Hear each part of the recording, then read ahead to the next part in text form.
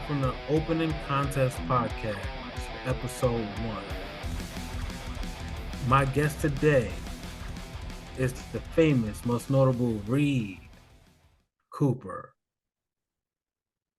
Reed Cooper, how may I help you, my friend? How's it going? Everything's going fine. We're doing this podcast. We got this project ready to go. I know must have some questions for me. I don't know if you feel like we need to remind people who we both are, or if you would just want to delve right into the questions. Yes. Matter of fact, I give you the honors of actually introducing yourself first. Well, Reed Harris Cooper, professional actor, creator, developer, worked in professional wrestling, acting, everything. For the specifics of this podcast, mind you that I worked for One Division Pro. I worked over at ILN on a lot of projects as a producer, and I have a lot of background there and just stories that we're gonna hopefully cover and tell some juicy tidbits of my experiences, your experiences, and just get into it. You have played, you've been around One Division Pro behind the scenes for around the same time. Well, I was there from day one before the show, before there was a One Division Pro. So All right, so all I've missed out is this last year when I decided to walk away. But before that, I was there for the whole inception of the company. all right, so what is like, in the early days arriving and preparing for the show? Like Now, that's something to where like a lot of people don't know when it comes down to like now the pro and a show in general. are we speaking specifically to One Division Pro when it became One Division Pro when we started running it as One Division Pro? Or As a matter of fact, like you could actually start when it was like what was it? IWW. And so then wind up actually evolving into One Division Pro. At first I was basically a production guy, brought in to facilitate a lot of things, just be a right-hand man for the entire backstage for whatever people might need, handling talent, getting the show ready. So, there's getting the ring in, there's setting up the lights, there's making sure the wrestlers have arrived, making sure the wrestlers know where to be and what to do, guarding a gorilla. If there's pre-interviews, making sure that they're scheduled and set, making sure everything is just lined up. There's a schedule, and that was the same process even when we got to 1DP. As my position elevated to full on being a talent relations person in the end, I'm there on show day. On show day, I am there 4 or 5 hours for a show to make sure everything, to give people a real clear cut of like what really goes into a wrestling show. It's 4, 5, 6 hours of prep and stuff the week before, Yeah. light tests, sound checks, video checks, making sure that at least we believe everything is good to go on show day. Now, Vignette. You forgot about that. anything can happen. Obviously, anything can happen, but that at least gives everyone an idea of how much goes into that. It's not just show day. It's 6 days, 5 to 6 hours beforehand and hours during the week before the actual show to make sure that that one 3 to 4 hour show goes off with no problems. As a matter of fact, speaking of like behind the scenes, and I remember one show to where like one of the vignettes we shot, I think it was like at least 2 weeks before the actual show of shooting vignettes. Yep. I remember that. I remember that getting there early at the studio, and leaving around like 11, 12 at night, making sure everything is good. Like you said, the sound checks, it's actually a great experience though. But the work that it goes into, like it does take a team. Yes, and studio days we're always like, if we can get as many people as we can to come down to film as many vignettes we can, we'll have as many people come through on a day like that. Like the day that it wasn't just CMC. We did the CMC stuff, We also did a few other stuff that day with a few other people. Um, we did some, I think we did some Cash stuff that day, some Kevin Cash stuff, at a different hour. So we scheduled people to come in during different hours to try to get everything done. So that's also, yeah, like there's all this stuff that happens before show day. And I was involved, even though I was talent relations, I also was involved in everything, basically. So like during the show, right? Was there any time where there was like any type of like catering for like the staff and or the talent? No, Uh, just to make you feel comfortable yeah, I mean, during the show, prior or after, no.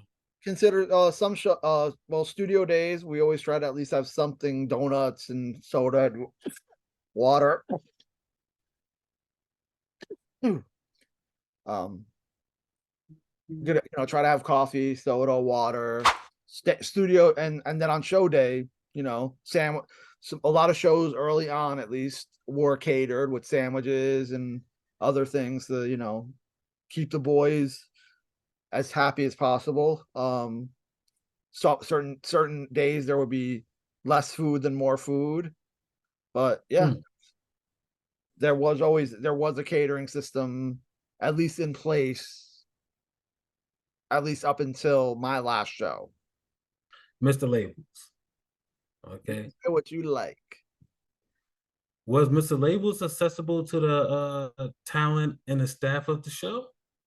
During the show, no, that was the whole point. That is why he had me and current president Atiba Morales, uh, Mike Truth, Mike Tiz, as agents. We were It was all basically on us to, but Jamel Phillips, Bump, one of the head writers, it was on us to maintain the show. Amani was there to be the Mr. Labels, Mr. Labels, or The Office.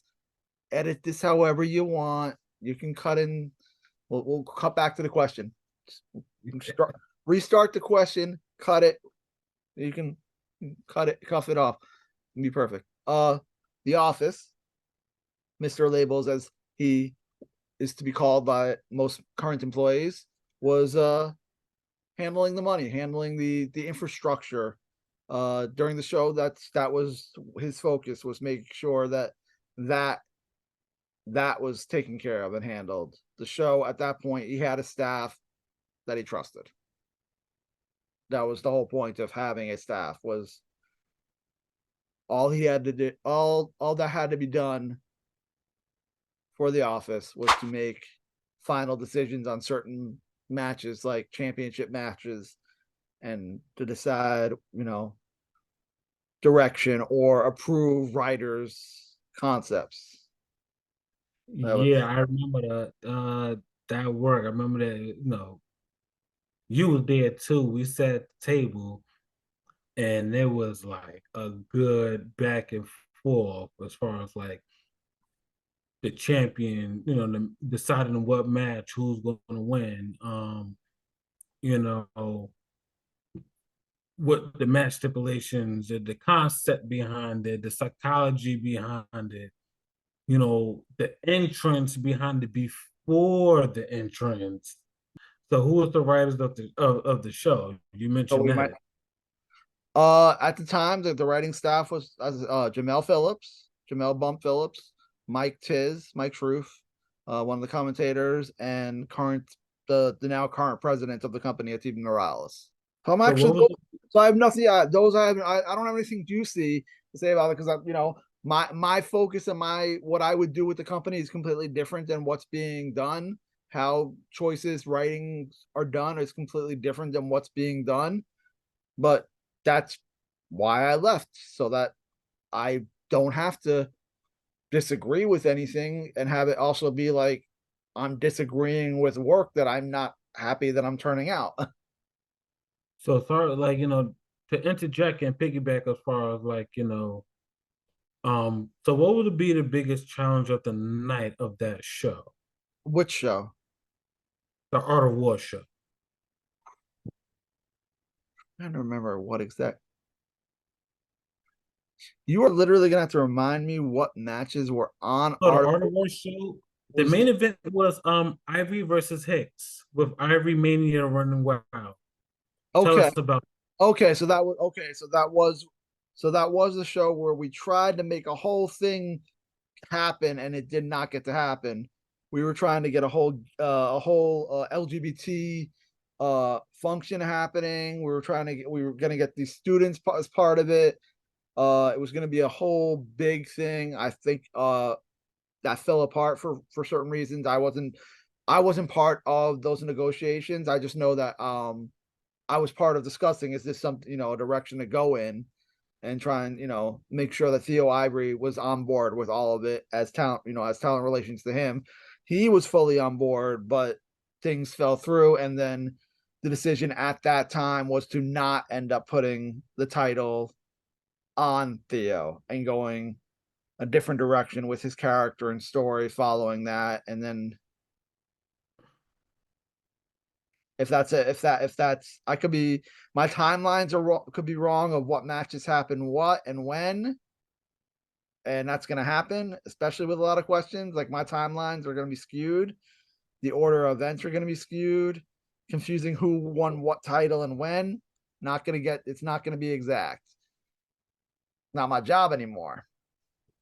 All It right, was so my pretty much job, but not my job anymore. I remember that night though. I remember that night where that was a very very good match, very good match. I give it a 5 stars. You Okay. know, because I also remember I also performed in that match as I mentioned earlier at the beginning of the podcast, is that by the name of Tony Friday, All right. along with Kevin Cash and Alec and Hammer in a triple threat match. Was that the triple? Oh, that was the match with. So wait, was that the Then match that ended where Theo got screwed over by you and beautiful Bob? so that was the match for Big. That was the match where it was supposed to have been like a mystery opponent. I was a mystery opponent. Right, Tony no, but Friday. in terms of the main event, is that where Theo got screwed over by beautiful Buddy Thomas, and that's how he ended up not becoming champion? You and beautiful Buddy Thomas did some kind of interference that was never fully explained, or was that another match? That was like late. That was like at another show. Okay, That was that was another show okay. because I do remember it was a triple threat match between myself, Right, Tony Friday, Kevin Cash, and Alec Hammer. You right. know, tore the house down, tore the house down, and but also too, you also play a valuable part behind the scenes behind Well, I know that I did a lot it. of maintenance, keeping you calm. Yeah, so If yeah. that's what you're getting back. Okay, I remember that. Yeah, you had, if I recall, I had to do some serious talent relations work for once with you, Mister. For Uh, once. for once. No, a lot of times, a lot of talent relations is just is maintaining the status quo, and sometimes it's taking it to another level and keeping talent calm. I had to do that with Hex in another show. Was He had his own situation that had nothing to do with wrestling, but it still had to do with talent and making sure talent was secure and as safe as we can humanly possibly do as a promotion. And in my case, and in that night, I recall, yeah, you suddenly got very nervous. You were really good all up until the end, almost into like 10 minutes before the match, and then suddenly you were like, I'm not sure I can do this, and I had to just like snap you into like, you didn't come this far to not like just do it. So that was a cool experience. It was one of the better experiences because it's let me see that I could help someone, and them seeing appreciating that I was able to help them and become what they're capable of through, just my tiny assistance. And then them having that you still having hold not holding your hand, because it's more just okay, I'm not getting in the driver's seat with you. I'm not even getting in the passenger seat. I'm just putting you in the driver's seat, putting your hand in the steering wheel. You can do this. Now drive. So No, trust me, like to be honest with you, like that helped a lot because also too, like during that time being, I just know I just buried my father, like literally a couple of days before that show. So like I don't even think I was aware of that.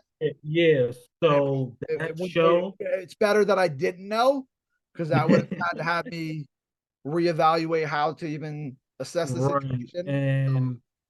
So and thanks to the guys in the back, the atmosphere and you having that talk with me, it actually turned back around, did wonders for me. That's why I like the name Big Ray. It's actually a tribute to my father, that's because beautiful. I'm junior.